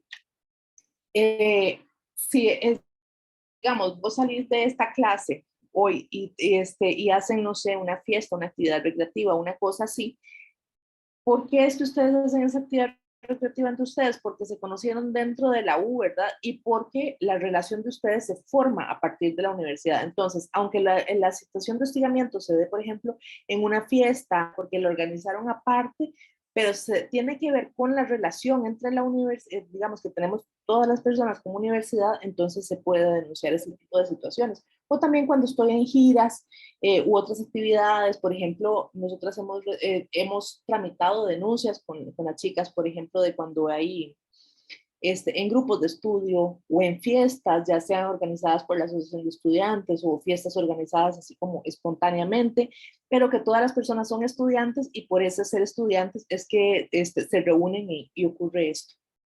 De eso se trata. No sé si te la dejé clara, Karina. Sí, muchas gracias. Con gusto. Creo que tenemos un minuto más por si alguien quiere hacer una consulta.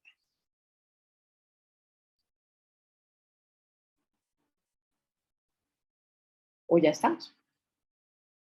Ahí te mandamos materiales, Roberto, tal vez para que puedas entregarle a este grupo en las próximas semanas.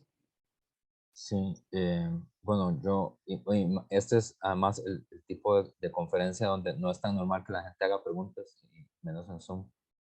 Ahí la conferencia quedó grabada, está el número y el correo. Estoy seguro que apenas apague el Zoom, van a empezar a pensar de, hey, esto me recuerda a algo. Y entonces ahí pueden escribir, pueden consultar, ¿verdad? No es tan normal que uno se anime a hablar de primera sobre situaciones así. De hecho, creo que es todo lo contrario. Pero Ahí además, está el número otra vez, ahora que está diciendo esto Roberto, ahí está el número otra vez. Y los correos. sí, y sobre todo porque, bueno, obviamente mi esperanza y mi deseo es que nunca tengan que buscar este número y nunca lo tengan que usar. Es contradictorio, ¿no? El trabajo que hacen Paola y las compañeras es un trabajo muy esforzado, muy atinente, con mucha mística, pero esperando que nadie lo tenga que usar nunca. Pero si alguna vez alguien cercano a ustedes o ustedes están en una situación así, que sepan que está ahí. Y a propósito de lo que hablamos al puro inicio de la clase, también tiene que ver con los compromisos y la lucha presupuestaria de las universidades, porque justamente todo esto es posible porque hay un presupuesto universitario que permite que haya un avance significativo en los derechos de las mujeres y en erradicar cualquiera de las formas de violencia que sufren, aunque sea en la universidad, ¿verdad? Nos falta bastante para que sea en la sociedad, que creo que es lo que todos aspiramos, eh, pero eso es posible justamente porque hay presupuestos, porque hay recursos, porque hay profesionales que se dedican a eso, y es otra de las cosas que solo las universidades públicas tienen, así como solo las universidades públicas tienen estudios generales, solo las universidades públicas tienen este tipo de organismos, y creo que hay que aprender a apreciarlos, digamos, en el valor que tienen para uno como estudiante, como ciudadano, ¿verdad? Y agradecerle a Paola por la presentación y por el trabajo y todo. No, con muchísimo gusto. Otra cosa que se me olvidó decirles de mí es que yo soy profesora también en la sede de Occidente. Entonces, también, si en algún momento tienen alguna consulta, por ahí yo estoy los miércoles, ya no me acuerdo en qué aula, pero por ahí estoy los miércoles en la mañana y en la tarde también, por si en algún momento, yo soy profesora en la carrera de psicología, también me pueden buscar, porque sí, efectivamente, muchas veces da como cosilla hablar en este espacio, sobre todo de situaciones que a veces nos ponen en tanta vulnerabilidad, pero para que sepan que estamos por ahí o que nos pueden contactar por esas vías que les señalábamos antes, ¿no? Más bien, muchas gracias a Roberto por abrir este tipo de espacios para conversar sobre el tema. Todos los semestres ahí nos encontramos con Roberto y estos son espacios importantes, así que muchas gracias por eso y quedamos a la orden. Bueno, listo. Bueno, voy a parar la